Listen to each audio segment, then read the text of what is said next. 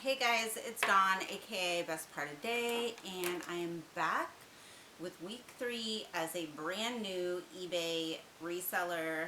I am coming on here every week to track my progress and my journey as I start from scratch, learning how to buy and sell things and flip them on eBay. So this week has been a roller coaster. Each week I'm going to go over my things I've learned, any accomplishments or wins, big or small, because I'm assuming sometimes they're going to be small. I've had some small wins this week. And then what my goals are for next week, as well as my weekly numbers. And I think what I'm going to do is at the end of this month, I'm going to do like a monthly recap of the numbers, and then I'll just do that monthly. Still doing the weekly numbers so that I can track my progress, but monthly as well. And the reason that I started this channel is I have been following creators, learning everything that I possibly can about how to buy and sell things, how to search for things, how, where to go, where to source, what to look for, cost, profit, the cost at like a $10 item, you're not going to want to get it if you can only sell it for $25. Just all these things that I have been learning. But what I wanted to do was go on some of these creators' YouTubes and scroll down to see the very beginning. And I've done that a couple times when I was struggling, or I was feeling like maybe I wasn't learning fast enough, or, maybe I'm just not very good at this, but I couldn't find it. And then I quickly reminded myself that any success or growth always comes from doing the same things over and over and over again consistently and getting better at them. Learning how to do them better, learning how to do them smarter. And so I wanted to track my progress that way. So maybe it can help somebody else, but also to hold myself accountable. So it's kind of, instead of journaling, to just be able to remind myself of what it was like the first week, in a month. I can look back and be like, wow, okay, I have learned a lot. There's been a lot of growth. I can do that when I'm struggling. So that's the main goal of this channel. I do have some notes over here, so I'm gonna just kind of be going back and forth and reading those. But this week was a roller coaster. So everything is new. Almost everything I'm doing is new. So I decided to go to the bins for the first time last Thursday. And I've never been to the bins. All I know about them is what I've seen on YouTube from other creators, and I'm aware that they all kind of have their different schedules of changing the bins. They all kind of charge differently, and so I didn't really know what to expect, but I just went there with an open mind. I got there around 11:25, and apparently they closed from 11:15 to 12:15 for whatever. I didn't know what for. But the gentleman there was like, okay, you can wait in line if you want. There's people that line up to get carts. And I don't like to wait. I am not patient like that. So my first thought was, let's not be dramatic. There's a Goodwill store right here. I'll wait in there. So I went in there, and then I didn't think about it ahead of time that this Goodwill is probably very picked through because it's at the bins. So I think it was orange tag was 50% off. I think in the whole store I saw 4 orange tags. There was hardly anything. I spent like almost an hour in there, and I got 2 pairs of Vuori shorts. So that was really good. But when I went back to the bins, it was like, I don't know, 20-30 minutes after they had opened, all the carts were gone, and literally every single bin was 50 to 90% empty. I only got 5 items. One of them, I got home and noticed that it didn't have a zipper, which is funny because I checked the buttons, and the buttons were fine. But also I ended up spending like $5 per item because all the good light stuff was gone. So there was only a handful of good things that I knew of, because I'm still learning brands too. I don't have that wide of a range of, archived information to pull from. So I only found a few things, but I didn't get too down because there was this huge community neighborhood garage sale on Saturday that I wanted to go to. I'm in Southern California. It's a small island, beautiful, very expensive homes on this island, and I just thought this is going to be the jackpot, so that's okay. It was not. So I parked and ended up having to walk for like 2.5, 3 hours. I did find a small handful of things, but the first place that I found some clothing, a lot of it was collectibles, which if you were into that and if I knew what to look for, I probably would have done really well there. Well, I don't know, because actually the pricing was pretty expensive, but I'm sure I could have found some really good stuff, but I don't have that knowledge. And the only two places that I found clothes, one, I found 2 items, and she was super reasonable. It was like $1 a piece. But the other place, she wanted like $5 to $15. And I just kind of was grabbing stuff out of desperation. I think I grabbed like 5 or 6 items. A couple of them are really good. Like, I did get a Vuori zip-up Halo Essential hoodie, which that's going to sell for 40 or 50 bucks, and I paid $5 for it. But it was just kind of a bust, and so it was like 11 or something, and I thought I'm going to go 20 minutes up the road to this other neighborhood garage sale in a nice area. Not as nice, but I'm going to go check it out. I get there, and the first place I stopped, there was almost nothing there, and she said people came first thing in the morning with trucks and just took everything, and I was like starting to feel defeated. So I ended up just hitting a thrift store that I have been to and found some really good stuff at before. I did find a few good things, but I was really starting to feel very, very down, you guys, because that was 7 hours on Saturday that I spent looking for stuff.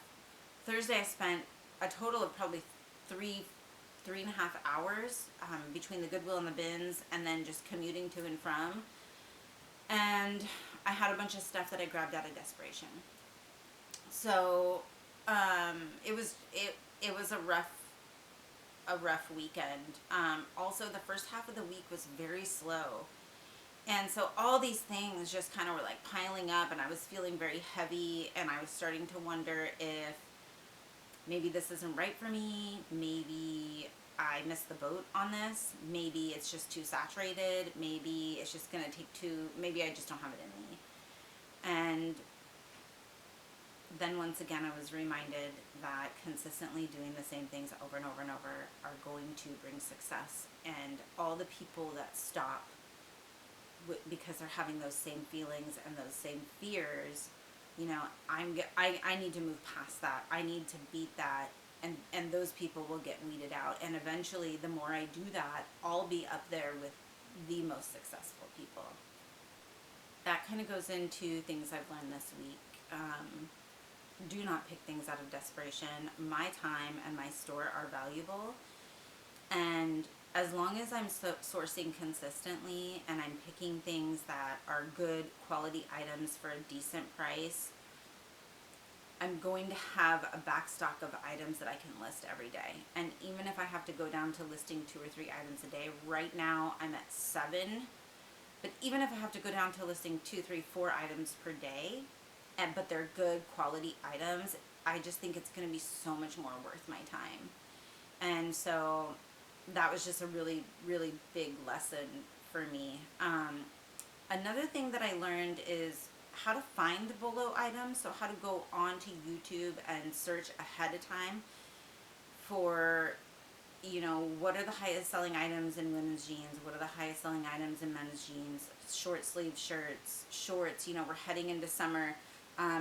My goal is going to be to start looking up these items before I go out, and just, even if I just do 1 or 2 different sections, different departments of items, I'm going to have that information in my head. So it will give me a little bit of a leg up, and I will have to do hopefully less searching on my phone when I'm in the stores. Another thing that I learned is, so I offer returns, buyer pays. I learned that offering free returns, like the percentage, someone was saying like their return rate is 0.94 or something, like less than 1%. And they've been doing it for 5 years. They have thousands and thousands of items sold. And I started thinking about it, and I was like, I've only been doing it for 3 weeks, but I've sold, a bit of items, and I've never had a return. So I'm just gonna not someone. Oh, it's okay. It's okay. No one's there.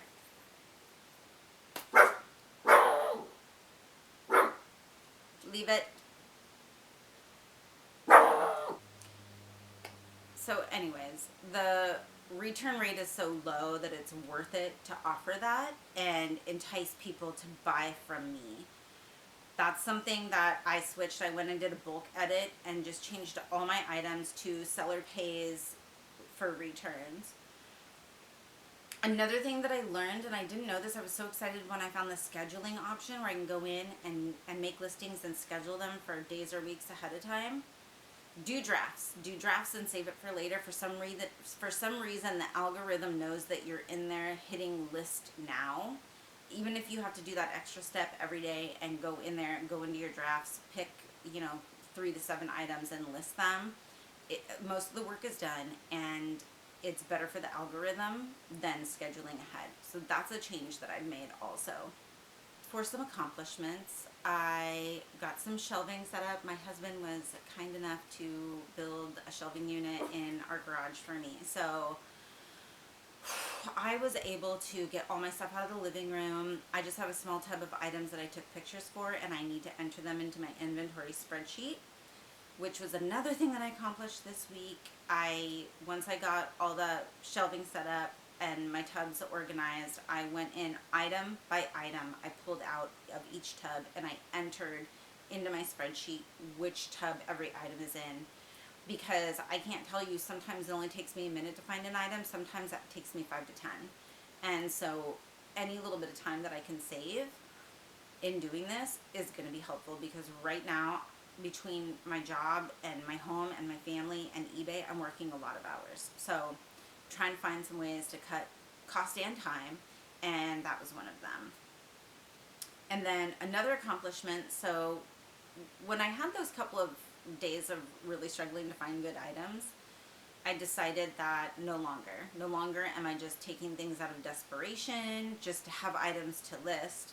And the next day I was like, you know what, I'm just going to run to this new Goodwill. I'm just going to spend an hour in there, see what I can find.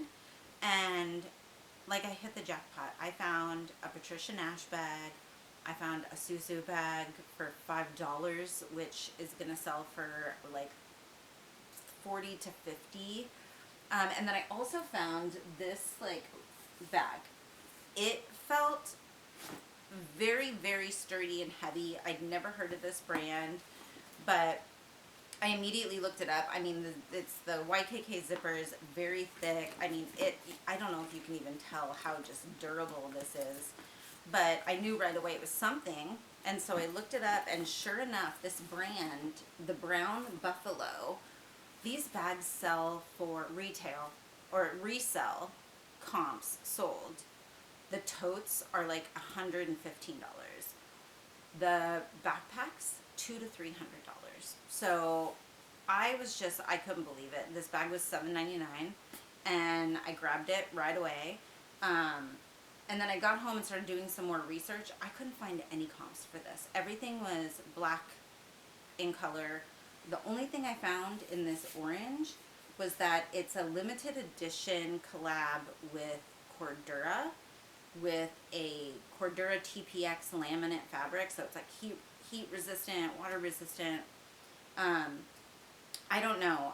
It could make it worth less money, but I listed it for $150, and I'm going to see what happens. I'm going to give it a little bit of time, and if I have to lower it, I have to lower it. But even if I only sell it for $75, I mean, I'm thrilled with that. And I also found this beautiful vintage Ralph Lauren tooled, I don't know, I'm using my digital camera today for the first time, and I've never taken videos on it, so I don't know if this is going to be blurry. If it is, I'll cut it out. But it's this beautiful tooled Lauren by Ralph Lauren vintage belt with tassel ties, and I'm seeing like $50 to $75 on this. So this was $3.99, and it just kind of reiterated to me that that's what I need to be doing. Like, I'm on the right track. I definitely need to be being more cognizant of the quality of items I pick, taking my time and thoroughly going through them. And if I show up at a garage sale and I don't really see immediately or within the first minute or two brands or things that I know that I'm going to want to sell, move on. quickly move on, because spending all this time just trying to force something to happen is exhausting, and it's wasteful, and the more time I spend doing that, it's cutting into my profits, right? Because my time, my labor is valuable too. And making sure that I'm thinking about this as a business, I have to take that into consideration as well. So that was pretty much it. I'm going to go into, my goals. So my first big goal is $5,000 in sales. If I'm listing, I think I did the numbers, if I'm listing 10 items a day, my first mini goal is to sell, my first mini goal is to sell 5 items per day, which will net me $3,000 a month if I'm making a $20 profit. I think it was like $2,300 or something if I'm making a $15 profit. So that gets me almost there, right? If I can sell 5 to 7 items a day and they're $15 to $20 and I'm making $3,000, that gets me basically there to my $5,000 in sales. My next bigger goal is going to be $5,000 a net. So my husband and I want to move out of state. We own a small business. We want to move the business, but we're going to have to rebuild. And I really want to build this into something that will cover our home bills at least, so that we have that less stress on us, like that stress is removed. My next goal this week is to cut my costs on my items. So I'm going to go to a different bin store this week, and I'm going to be smarter about it. I did some research. They rotate every 20 to 45 minutes. It's less competition. It's a little bit more hidden. And I'm going to go check that one out. I'm also going to go to the swap meet this weekend. I'm in Southern California, you guys, so we have great swap meets. Garage sale season is super long. There's so many resources out there for me, and so that's my next biggest goal, is to start finding those. So to get into numbers, I actually did pretty well this week. So every week over week, I've been growing sales, net, and quantity sold. This week, I sold 13 items. I think I sold 9 last week, so that's really good. 13 items. On Poshmark, I sold 5, and my gross was $299. On eBay, I sold 8, and my gross was $337. So I think that puts me at $636 in total gross sales for the week. So I'm very pleased with that. It was a total roller coaster, but well worth it. And my numbers and what's going on with my store is just only showing me that I'm on the right track and I'm doing the right things, and the more I learn, the better that I'm gonna get. So my motivation this week, and it really comes from the biggest struggles that I had, is optimism is the one quality more associated with success and happiness than any other. So anytime I'm feeling discouraged, anytime I'm feeling overstressed, anytime I'm feeling tired, anytime I'm feeling like maybe this just a pipe dream, I need to quickly change my mindset and remind myself that the numbers are showing me that I'm on the right track. I need to change my mindset and remind myself that nothing good comes without hard work. So yeah, thank you. If you watched this video and you stayed till the end, thank you for coming. Subscribe. I promise you these videos are going to get better the better I get at taking them.